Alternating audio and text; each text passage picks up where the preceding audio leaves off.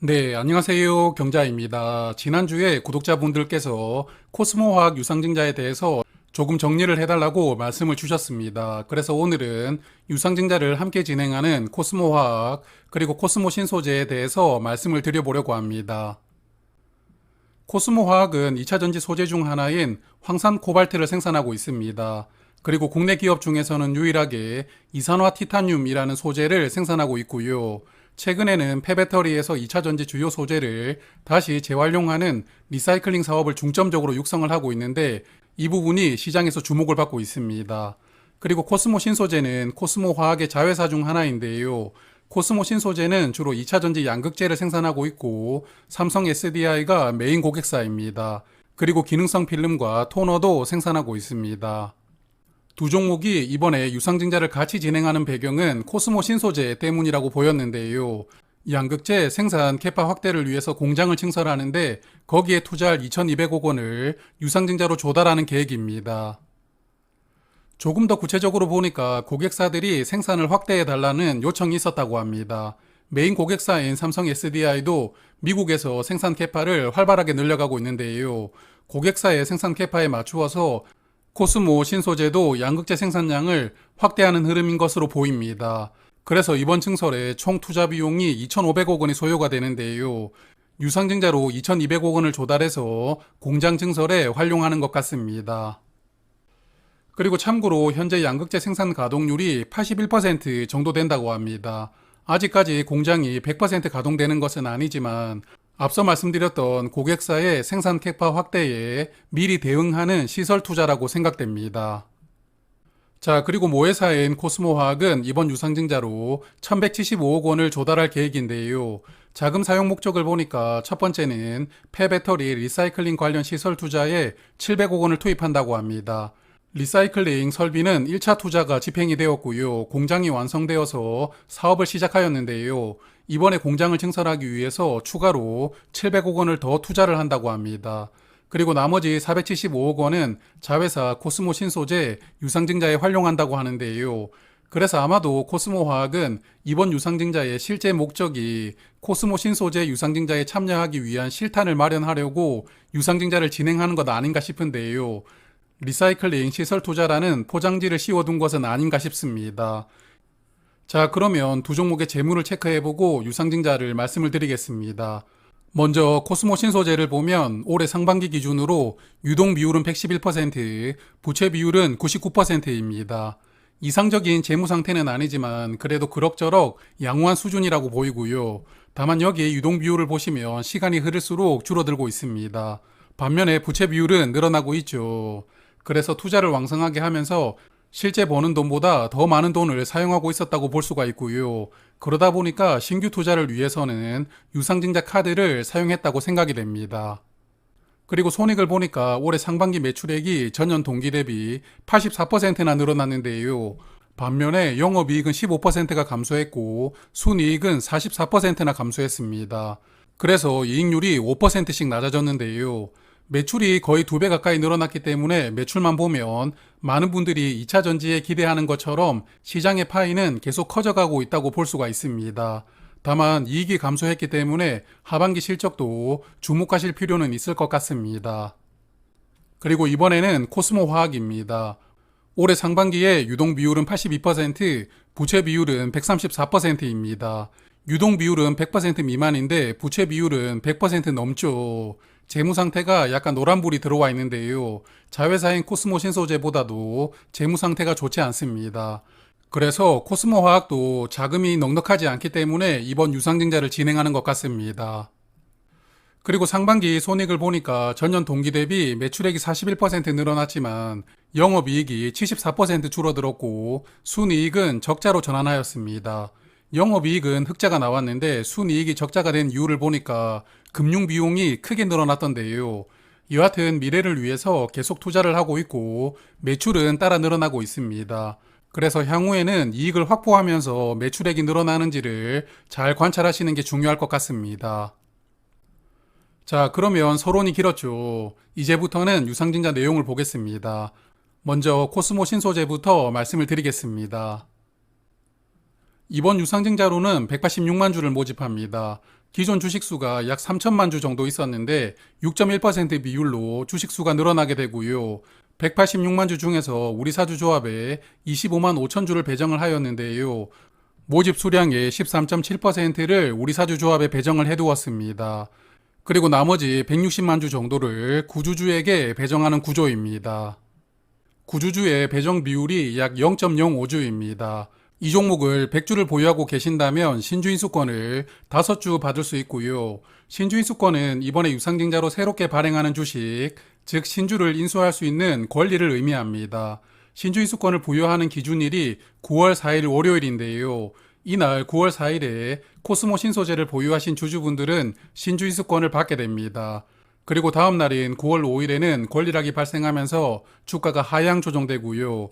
신주인수권을 받으셨다면 10월 20일부터 26일까지 5거래일 동안 매매를 할 수 있습니다. 조금 더 자세하게 말씀을 드리면 먼저 신주인수권을 받을 때는 소수점이 절사가 됩니다. 그래서 코스모 신소재 주식을 최소 20주 이상 보유를 해야 신주인수권을 한 주 이상 받으실 수가 있고요. 주식수가 19주 이하라면 신주인수권은 받지 못합니다.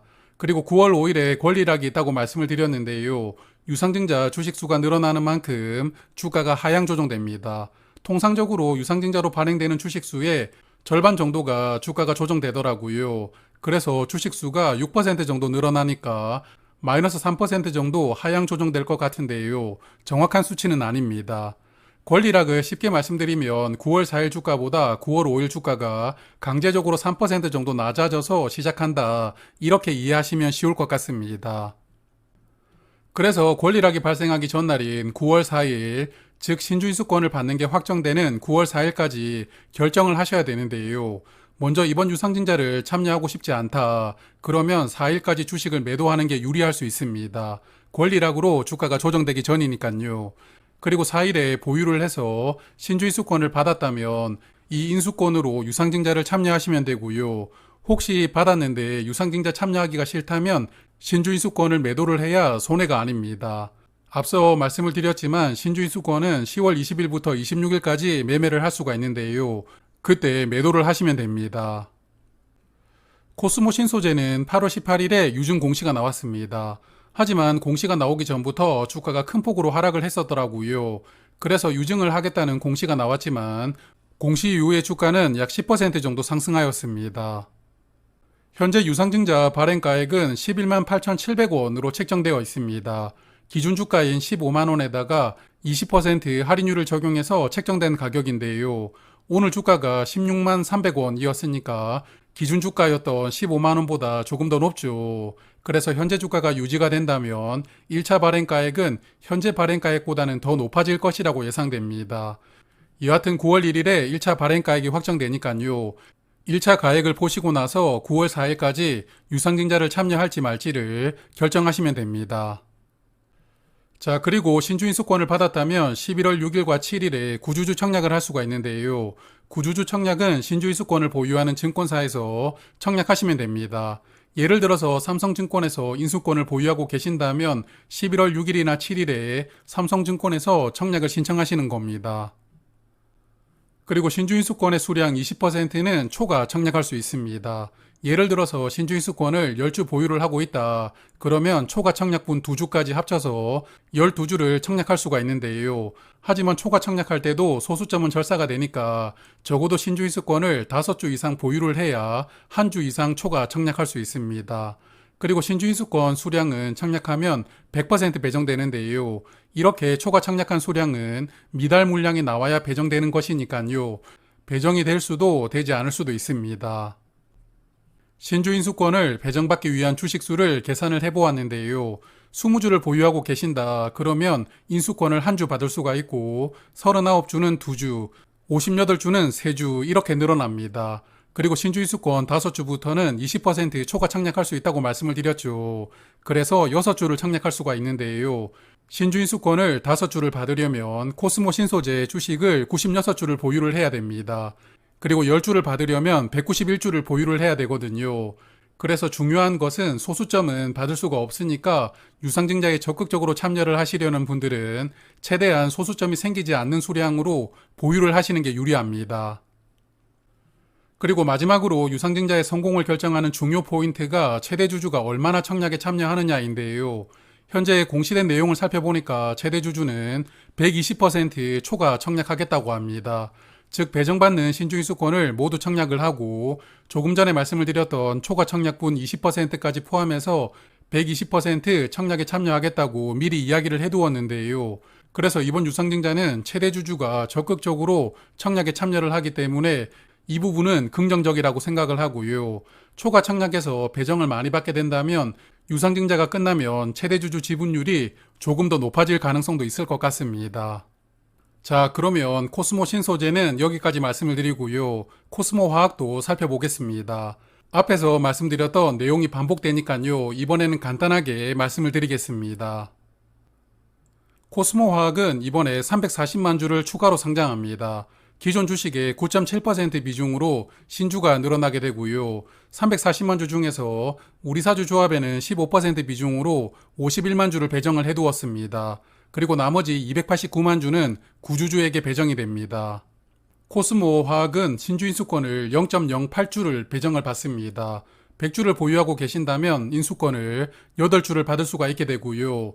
배정 기준일이 코스모 신소재와 같은 날입니다. 9월 4일 기준으로 보유하신 분들은 신주인수권을 배정받을 수가 있고요. 다음 날인 5일에는 권리락이 나옵니다.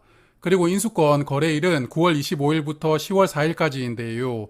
코스모 화학의 유상증자를 먼저 끝내야 이 돈을 가지고 최대 주주가 코스모 신소재 청약을 할 수가 있겠죠. 그래서 권리락까지는 일정이 동일한데 권리락 다음부터는 코스모 화학의 유상증자 일정이 빠르게 진행되는 것 같습니다. 코스모 화학은 13주 이상 보유를 해야 신주인수권을 한 주 이상 받을 수가 있습니다. 그러므로 12주까지 보유를 하신 분들은 인수권을 받지 못하게 되고요.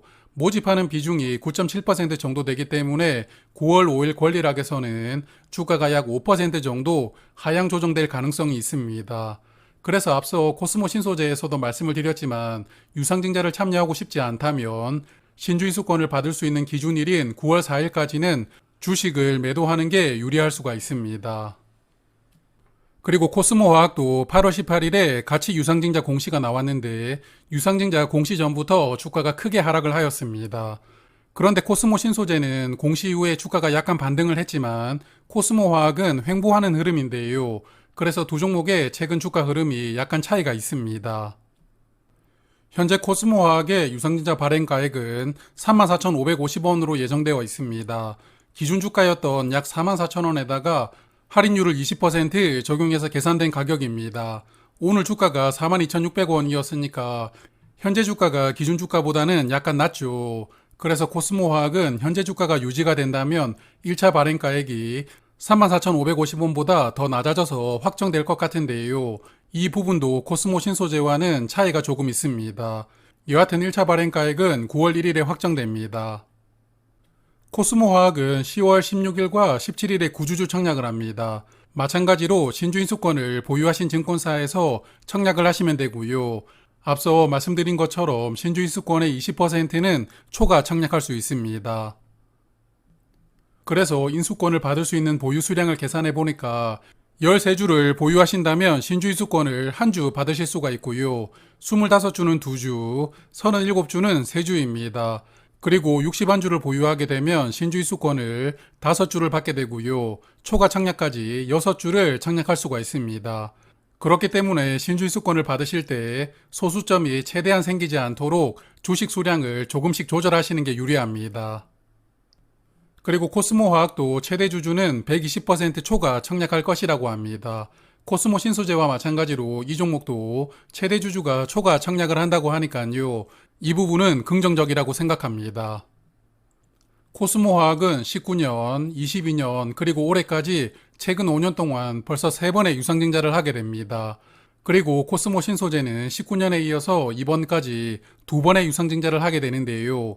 2차전지 시장이 빠르게 커지면서 생산 캐파를 급하게 늘리려다 보니까 유상증자를 자주 할 수밖에 없었다고 보입니다. 하지만 긍정적으로 보기는 어렵죠. 그래서 이번 유상증자로 대규모 시설 투자를 할 수 있는 자금을 조달할 수 있을 텐데요.